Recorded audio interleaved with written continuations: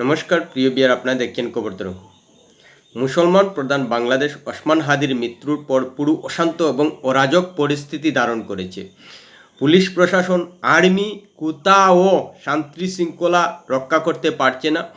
জেনজিরা এবং যুবকরা সারা বাংলাদেশকে অশান্ত করে দিয়েছে। ছায়ানট এবং এক হিন্দু যুবককে পিটিয়ে মেরে গাছে ঝুলিয়ে পুড়িয়ে দিয়েছে। তাবনিলে যে দুটি ফটো দেখেছেন, একটি দীপুচন্দ্র দাস হিন্দু যুবককে ইসলাম অবমাননার দায়ে পিটিয়ে হত্যা করা হয়েছে, তারপর উল্লাস করেছে গাছে ঝুলিয়ে জ্বালিয়ে। এই পরিস্থিতি তাদের হয়েছে, কি উল্লাস করছে পৈশাসিকভাবে। সেই সঙ্গে একটি সাংস্কৃতিক সংস্থা ছায়ানটের হারমোনিয়াম তবলা ভেঙে ছায়ানটের অফিস ঘুরিয়ে দিয়েছে। আর বাংলাদেশের ইউনিট সরকার, পুলিশ প্রশাসন, আর্মি কিছু করতে পারছে না উশৃঙ্খল উন্মত্ত জনতাকে রুখতে, যার কারণে সারা বাংলাদেশ জুড়ে অরাজক অশান্ত জারি রয়েছে।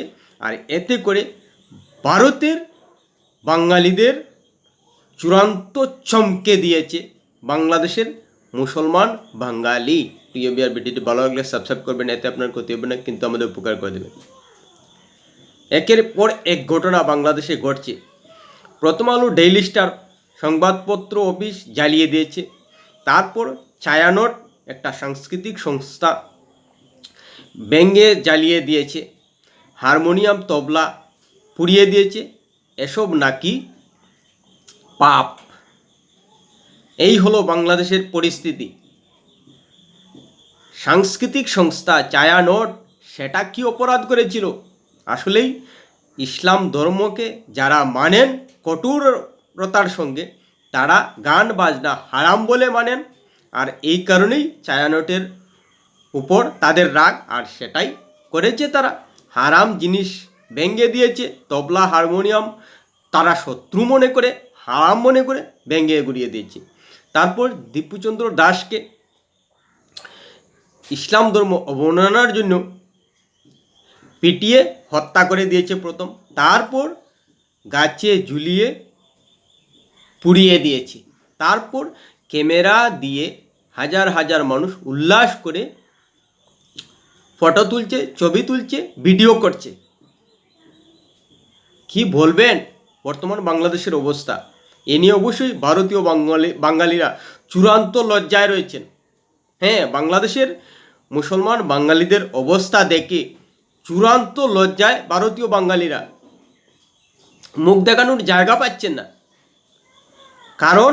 কারণ হলো যে বাংলাদেশের মুসলমান বাঙালি শরীয়ত পন্থায় বিশ্বাস করেন বলেই তারা সেদিকে দাবিত হতে চান। আর যত ইসলামিক কট্টরপন্থার দিকে তারা এগোবে, ততই অশান্তি অরাজকতা বেশি হবে, এবং সেটা বর্তমান বাংলাদেশে হচ্ছে। সেই জায়গায় দাঁড়িয়ে ভারতীয় বাঙালিদের অবশ্যই শিক্ষা নিতে হবে বাংলাদেশ থেকে, যে বাংলাদেশ কিন্তু ধীরে ধীরে আফগানিস্তান, পাকিস্তান, সিরিয়ার দিকে এগুচ্ছে। একটা মিলেমিশে একটা রাষ্ট্র তৈরি হয়ে গেছে বর্তমান বাংলাদেশ। শেখ হাসিনা এতদিন গণতন্ত্রের মূল্যবোধ বজায় রেখেছিলেন বাংলাদেশে, যার কারণেই সময়ে সময়ে নানা ধরনের হিংসা হলেও এ ধরনের অরাজকতা পরিস্থিতি দেখা দেয়নি। কিন্তু শেখ হাসিনা ভারতে পালিয়ে আসার পর বাংলাদেশ পুরো অরাজক পরিস্থিতি এবং অশান্ত হয়ে গেছে, যার কারণেই ধর্মীয় বিদ্বেষ এবং সংস্কৃতির বিদ্বেষ পুরো মাত্রায় রয়েছে। সেই কারণেই বিভিন্ন সাংস্কৃতিক অনুষ্ঠান প্রতিষ্ঠান ভাঙচুর হচ্ছে, হারমোনিয়াম তবলা ভেঙে চুরে গুড়িয়ে দিচ্ছে। সেই সঙ্গে হিন্দু সম্প্রদায়ের মানুষকে ধর্ম অবমাননার কারণে ঝুলিয়ে দিচ্ছে, পিটিয়ে দিচ্ছে, মেরে দিচ্ছে, প্রাণ কেড়ে নিচ্ছে।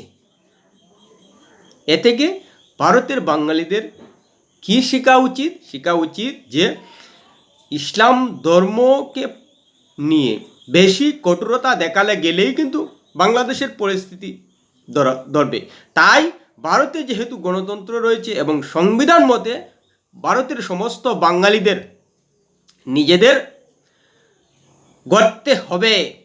হ্যাঁ, এখানে হিন্দু মুসলমান কাউকে আর উল্লেখ করছি না, সবারই উচিত ধর্মীয় বিষয় নিজেদের ব্যক্তিগত বলে পালন করুন, তাতে অসুবিধা নেই, কিন্তু রাষ্ট্রের সংবিধানের সঙ্গে সংঘাত হয় সেই ধরনের জীবনযাপন পালন করতে যাবেন না, ধর্মীয় বিধিবিধানে জীবনযাপন পালন করতে যাবেন না, গেলেই কিন্তু বাংলাদেশের মানসিকতা আপনাদের এসে যাবে। তাতে কি হবে, আপনাদের মধ্যে ধর্মীয় বিদ্বেষ দেখা দিবে, আপনাদের মধ্যে সংস্কৃতির বিদ্বেষ দেখা দিবে, আর এতে করে বাংলাদেশের বাঙালি মুসলমানের সঙ্গে আপনারা নিজেদের আলাদা করতে পারবেন না। এখনো সময় রয়েছে, ভারতের বাঙালিদের বলছি যে নিজেদের শুধরে নিয়ে ধর্মীয় বিধানে নিজেদের জীবনযাপন করার স্বপ্ন বাদ দিয়ে সংবিধানের বিধানে নিজেদের জীবনকে পরিচালিত করুন।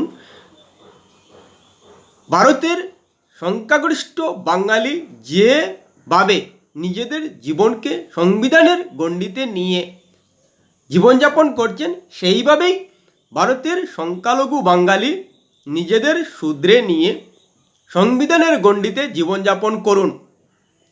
কারণ আপনারা পরিষ্কার দেখতে পাচ্ছেন যে বাংলাদেশে সংবিধানের গণ্ডিতে না গিয়ে ধর্মীয় বিধানে জীবনযাপন পরিচালনা করতে চান তারা, আর এই কারণেই শেখ হাসিনা ভারতে পালিয়ে আসার পর সেই সুযোগটা তারা পেয়ে গেছে।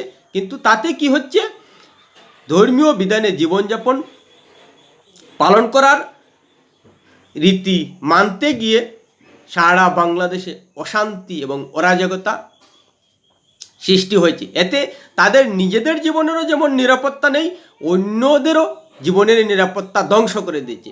সেই পরিস্থিতিটা কিন্তু আপনারা যদি ধর্মীয় বিধানে ভারতীয় বাঙালিরা যেসব সংখ্যালঘু বাঙালি রয়েছেন তারাও যদি ধর্মীয় বিধানে জীবনযাপন পালন করতে চান, তাহলে কিন্তু সেই বাংলাদেশের বাঙালির মতো অবস্থার মধ্যে পড়ে যাবেন। তাই ভারতীয় সংবিধান আপনাকে পূর্ণাঙ্গ জীবন যাপন করার বিধিবিধান দিয়েছে, সেইভাবেই নিজেদের শুধরে নিয়ে